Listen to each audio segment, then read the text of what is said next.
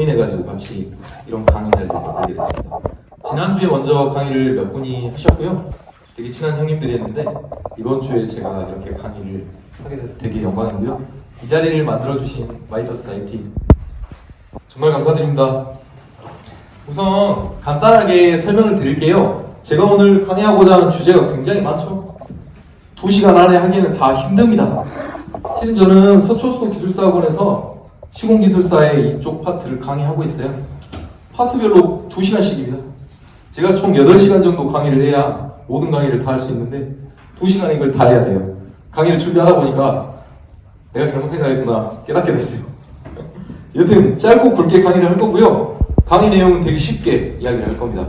이 전 시간에 저희 강의했을 때 저희 최 프로님께서 강의하신 것 중에 혹시 뒤체험 폭의 스프링이라는 말에 대해서 이해하신 분 계신가요? 선생님, 뒤체험 폭의 스프링으로 계산하는 이유가 뭡니까? 집안에 잘 이해가 안 되시죠? 뒤체험에 대한 강도 점수는 어떻게 되나요? 오늘 이런 내용 때문에 제가 이 자리에 서게 된 거예요. 무슨 말이냐면 우리가 뒤체험을 하게 되면 양질토사의 품질 규정을 지켜서 20cm마다 층다짐을 하게 돼 있고요. 다짐도는 95%를 확보하도록 돼 있어요. 이거는 시방서에 있는 규정입니다. 규정. 그대로 대면토를 하게 되면 과연 뒤체험에 대한 폭은 얼마로 잡아야 될지, 다짐을 하게 될 때 집안의 거동이 어떻게 될지, 이런 것들을 전반적으로 설명드리고 싶은 거예요. 우리는 해석을 할 때 이런 생각들을 안 하고 해석을 하거나 이런 생각들을 안 하고 진행을 해버리잖아요? 그러면 나중에 시공 단계에서 전화가 올 겁니다. 이거 뒤체험이 좀 이상한데 이거 맞아요? 이거 할 수 있나요? 팀장급에서는 전화를 많이 받으실 건데 정작 해석을 돌리시는 아래에 있는 직급들은 이해가 안 될 겁니다. 우선 아까 전에 스프링으로 고려되는 강도 점수를 말씀드리면 양질토사의 품질 규정이 나와 있어요. C값이 10, Y값이 25. 만약에 다짐도를 95% 정도 확보했을 때 NC가 얼마 정도 추정될까요? 아시는 분 손? 생각 안 해보셨죠? 다짐도 95%의 NC가 얼마 정도 될지. 보통 5에서 10 정도 사이로 추정을 합니다. 근데 실질적으로 보링을 뚫어보면 그보다 안 나오겠죠? 근데 안 나오면 안 돼요. 왜냐면 우리가 그 상태로 해가지고 해석을 만들어내지 못하면 시공 자체가 안 돼요. 해석은 굉장히 보수적인 관점에서 이루어지기 때문에 어차피 그 부분에 대한 안전율이 반영되었다라고 생각을 하는 거죠. 그러니까 뒤체험제는 우리가 인위대로 95%의 다짐도를 가했지 않습니까? 95%의 다짐도는 프로프롤링 시험을 했을 때, 덤프가 다녔을 때 3mm 정도의 치마가 발생되는 다짐도입니다. 3mm 정도의 치마가. 엄청나죠? 근데 걔가 원집안에 있는 상태보다 단단할까요? 그럴 수 없죠. 지구의 중력을 어떻게 거스릅니까? 사람이 잠깐 다졌는데. 우선 다짐이 무엇입니까? 흙의 공학적인 구성 요소는 토립자, 물, 공기, 3상으로 되어 있죠. 여기서 공기를 빼는 게 다짐이에요. 물을 빼는 게 암밀입니다.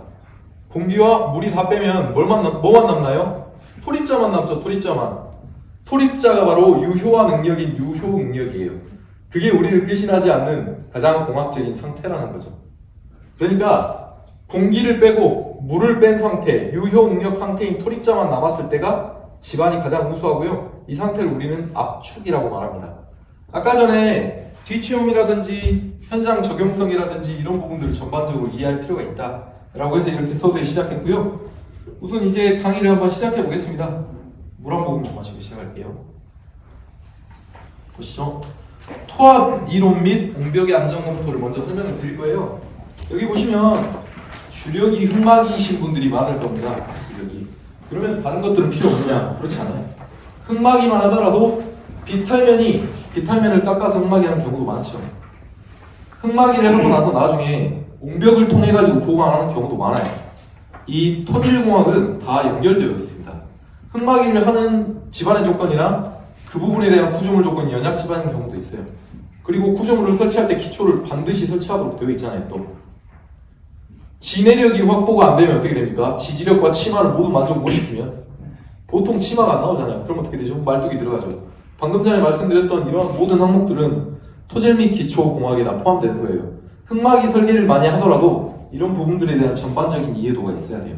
그냥 그렇게 해야 위기사항에 대응 능력이 생깁니다. 그리고 흑마기만 가지고서 밥 먹고 살 겁니까? 솔직히 말씀드려서 저희 사무실 운영할 때 흑마기가 50%면요 비탈면에 대한 보강 설계 50% 정도 들어와요. 그러니까 비율이 상당히 괜찮습니다. 비탈면도 여러분들이 어차피 알아야 되고 배워야 될 과목이에요. 그래서 이 부분에 대해서 전반적인 설명을 드릴 거고요. 이 비탈면에 이 옹벽과 보강통벽 두 개는 속해 있는 거예요, 실은. 근데 이 토합이론을 먼저 설명을 드려야 나중에 진행되는 것들이 편하기 때문에 먼저 토합이론과 옹벽의 안정성 검토를 먼저 설명드릴게요. 자, 가보겠습니다.